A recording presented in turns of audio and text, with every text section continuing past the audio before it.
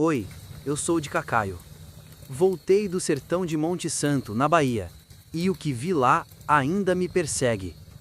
Dizem que o Tutu-Marambá é só uma história para amedrontar menino, mas naquela vila esquecida ele andava de verdade. Eu vi o chão tremer, eu ouvi meu nome dito por uma boca que não era humana, e agora, cada vez que o vento sopra de madrugada, eu juro, ele ainda me chama. Cheguei em Monte Santo no fim da tarde, quando o sol não aquece mais, só fere. A caatinga aparecia em chamas, seca e viva ao mesmo tempo, farfalhando com o zumbido dos insetos e o gemido distante das roldanas de poço. No horizonte, o povoado da Lagoa do Cipó tremia na névoa do calor.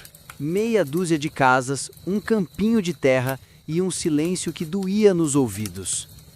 A história que me trouxe até ali começou semanas antes, num áudio que recebi pelo celular. A voz era de um homem apavorado, rouca, chorando entre as palavras. Seu de Cacaio, ele voltou.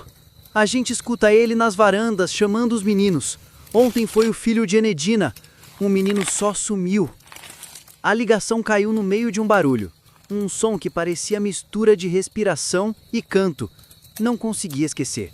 E agora, ali no sertão, eu sentia o mesmo som escondido dentro do vento.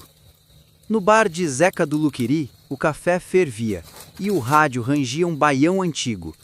Zeca, pequeno e nervoso, me olhou com um respeito medroso. Contei o motivo da viagem e ele baixou a voz. O senhor quer saber do Tutu? Quero ver de perto. Ele riu, sem humor. Pois então vá rezando, porque quem vê de perto não volta igual. Foi ele quem me mandou para a casa de Dona Enedina, mãe do menino desaparecido. Rua do Umbuzeiro, número nenhum. A única casa com um lenço vermelho pendurado na porta. Dona Enedina me recebeu com um olhar que misturava desconfiança e esperança.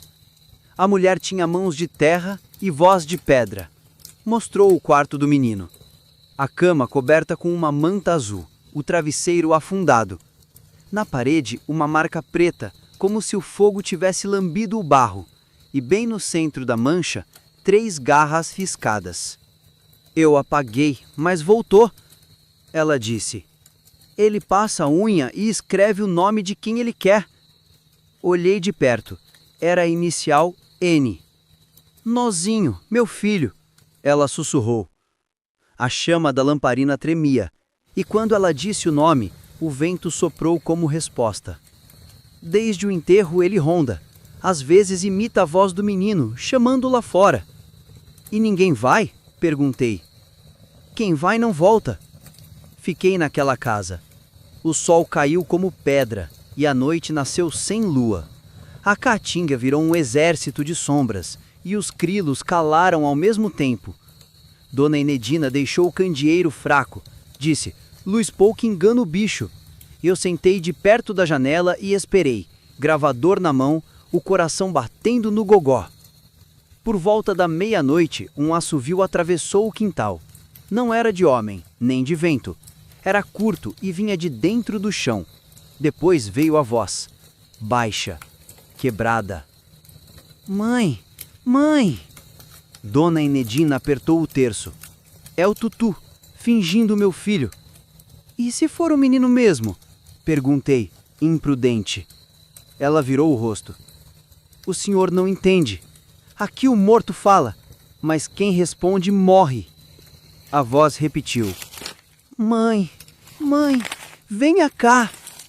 E dessa vez, não era mais o tom de criança. Era grosso, arrastado como se o escuro falasse com fome. O cachorro começou a latir, depois choramingou e parou. O candeeiro se apagou, e na janela eu vi. Primeiro, 2 olhos, amarelos, rasgados, piscando em sentidos diferentes. Depois o corpo, torto, largo, feito de fumaça e couro. As mãos eram longas, terminando em pontas curvas, afiadas. E o rosto?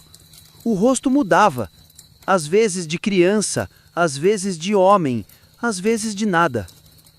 O Tutu-Marambá estava ali, encostado na janela, como se me olhasse dentro. Quando tentou sorrir, o som que saiu foi o de uma galinha degolada. A pele do meu pescoço gelou. O ar ficou grosso, impossível de engolir. Dona Enedina começou a rezar, mas o bicho respondeu rindo. Rindo baixo, como se soubesse a reza toda de cor. O chão tremeu, a parede rachou, e uma das galinhas mortas lá fora começou a se arrastar sozinha, o pescoço quebrado, as asas abrindo e fechando em silêncio. Eu quis correr, mas o corpo não obedecia. Senti uma força me puxando, não pelo braço, mas por dentro da cabeça. Uma vontade súbita de abrir a boca, de responder. Ele chamava, agora claro, de Cacaio. Vem! Aquela voz sabia meu nome, e quando percebi, estava de pé indo em direção à janela. Dona Enedina gritou, não olha direto! Mas eu olhei. Tudo sumiu. Só restou o breu, quente e pulsante, cheirando a ferro e enxofre. Dentro dele, vi uma forma rastejante, costurada de peles diferentes, respirando pesado. A boca era um buraco, sem dentes, mas com um sopro que cheirava podridão e leite azedo. O som que ele fazia era como um choro mastigado. Ele esticou a mão, comprida demais para ser de homem, e tocou o meu rosto. A ponta do dedo queimava, como ferro em brasa. Vi meu reflexo na pupila dele, eu, pequeno, de olhos vazios. E antes que o toque me puxasse, um estampido cortou o ar. Tião, o rapaz da vila, apareceu na porta com uma lamparina acesa e um punhado de sal grosso. Jogou no chão e gritou, sai bicho, queima! O corpo do tutu recuou com um grito que parecia o som de 1000 vozes desandando juntas. O vento entrou pela janela e quebrou o candeeiro. Quando a luz voltou, não havia mais nada. Só um cheiro de queimado. E as 3 marcas de garras agora na parede da sala. De manhã, a vila estava muda. O chão ainda cheirava a enxofre. Fui até o poço onde o menino tinha caído. A terra ao redor estava remexida, como se algo tivesse tentado sair e não entrar.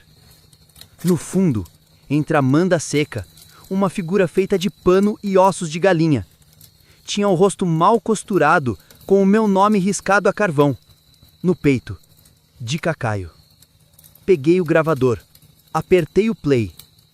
Silêncio. Depois um ruído. E uma voz que não era minha, sussurrando. Volta! Eu ainda tô aqui! Voltei para a estrada no mesmo dia. O céu parecia mais baixo, o vento mais denso.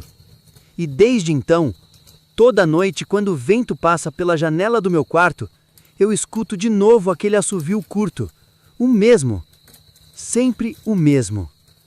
E cada vez que ele sopra, me chama pelo nome.